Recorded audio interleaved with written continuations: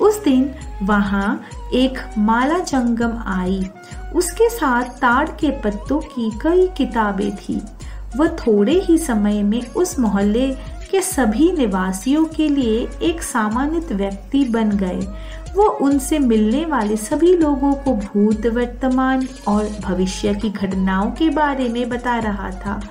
वो बता रहा था कि वे सभी ताड़ के पत्ते नाड़ी ग्रंथ थे और इसे रामल का विज्ञान कहा जाता था और उन पुस्तकों से सभी भविष्यवाणियां ठीक वैसे ही होंगी जैसे भविष्यवाणी की गई थी। यह उनके अनुरोध पर सुबैया के माता पिता के घर आया। उसने मुझे कुछ समुद्री गोले दिए और मुझे जमीन पर गोले डालने के लिए कहा। उन्होंने कुछ गणनाएं की और ताड़ के पत्तों के किताबे से एक पत्ता लिया और पढ़ा। प्रश्नकर्ता शंकर भट्ट नाम का एक कन्नड़ ब्राह्मण है। ये श्रीपाद श्री वल्लभ का जीवन इतिहास लिखेंगे।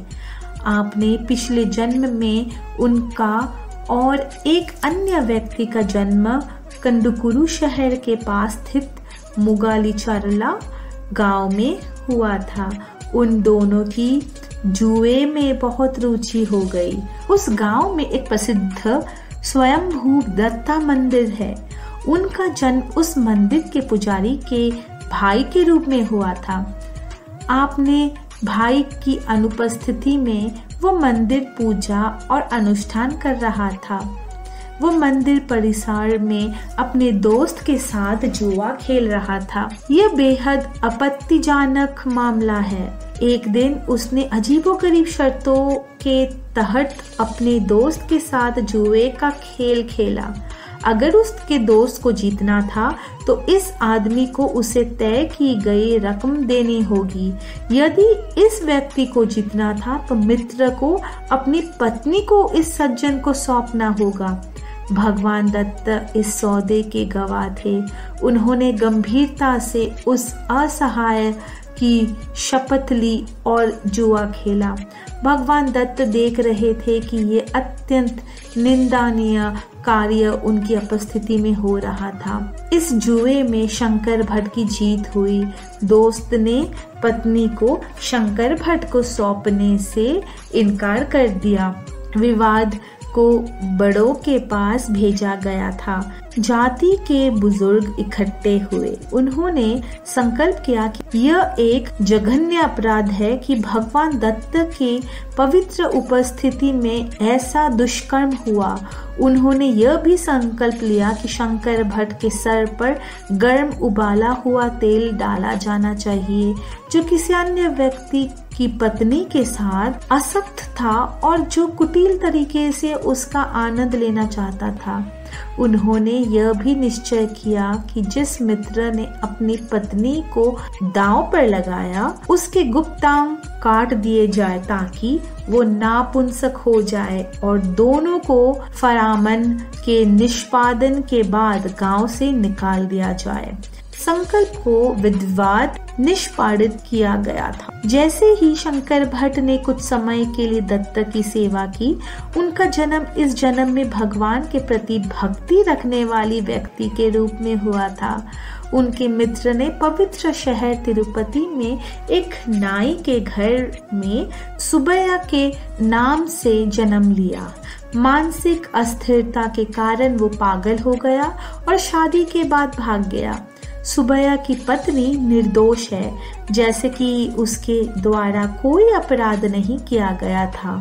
सुबैया की पागलपन उसकी वैवाहिक निष्ठा की प्रभावकारिता के कारण कम हो जाती है और सुबैया अगले दिन रामला के इस विज्ञान को सुनने के बाद इस स्थान पर लौट आते हैं।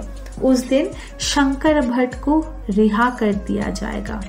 श्रीपाद श्री वल्लभ की कृपा से शनि के कारण शंकर भट्ट को 7.5 साल की अवधि के लिए 7.5 दिनों में उन्हें इस तरह की परेशानियां का सामना करना पड़ा जो लोग भगवान के नाम पर शपथ लेते हैं और झूठी और अधर्मी घोषणाएं करते हैं, उन्हें भगवान दत्त द्वारा कड़ी सजा दी जाती है। सुबैया की मानसिक अस्थिरता को दूर करने के लिए शंकर के गुण का कुछ अंश चित्रगुप्त द्वारा भट्ट को सुबैया के खाते में स्थानांतरित कर दिया गया था।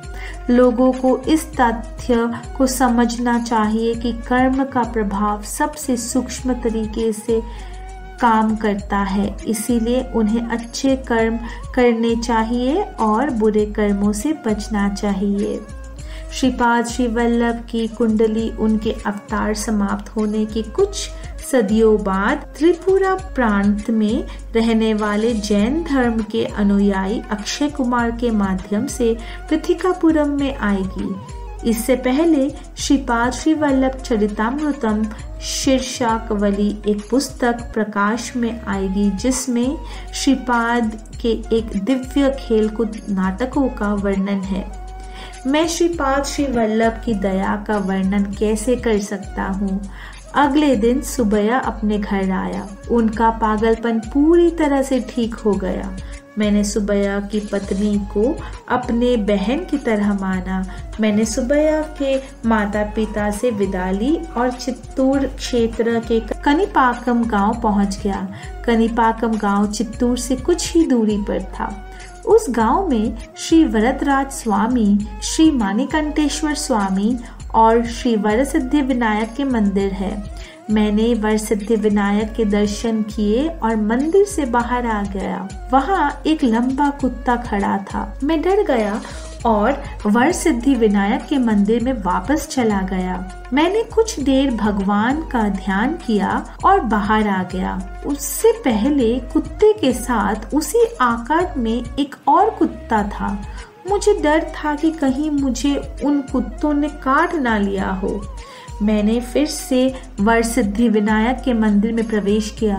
मंदिर के पुजारी ने मेरे व्यवहार को विचित्र पाया और मुझसे पूछा, महोदय, आप बार बार बाहर जा रहे हैं और मंदिर में आ रहे हैं, क्या कारण है?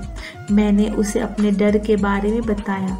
तब याचक ने कहा, वे किसी को बेवजह नुकसान नहीं पहुंचाएंगे। वे कुत्ते धोबी के हैं। यह धोबी दत्त का भक्त है। धोबी ने घोषणा की कि श्री दत्त ने श्रीपाद श्री वल्लभ के नाम से अवतार लिया है। भले ही मंदिर में धोबी के प्रवेश पर कोई प्रतिबंध नहीं है, लेकिन वो मंदिर में प्रवेश नहीं करता है। वो अपने कुत्तों को भेजता है। मैं स्वामी के प्रसाद को एक बंडल में पैक कर रहा हूँ और कुत्तों को सौंप देता हूँ। वे बंडल लेकर अपने स्वामी के पास जाते हैं। आपने कहा कि आपने दोनों कुत्तों को देखा। मैं प्रसाद तभी दूंगा जब चारों कुत्ते एक साथ होंगे। देखते ही देखते कि अन्य दो कुत्ते आए या नहीं, जब हम बाहर निकले तो 4 कुत्ते थे।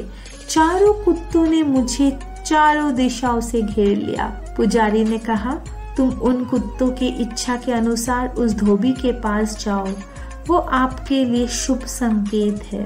मैंने महसूस किया कि मेरे जीवन की घटना श्री वल्लभ के निर्देश अनुसार हो रही है। मुझे लगा कि सुबैया के घर की घटनाओं से जाति और धर्म के भेदों पर ज्यादा ध्यान नहीं देना चाहिए। एक परिया अगले जन्म में ब्राह्मण के रूप में पैदा हो सकता है और एक ब्राह्मण अपने अगले जन्म में एक परिया के रूप में जन्म ले सकता है। मैंने सीखा कि एक जीव अपने द्वारा अर्जित किए गए गुणों और पापों को एकत्र करता है और उस बंडल भार के साथ वह कार्मिक जन्मों के माध्यम से भाग्य की धारा से गुजरता है। ओम साई राम।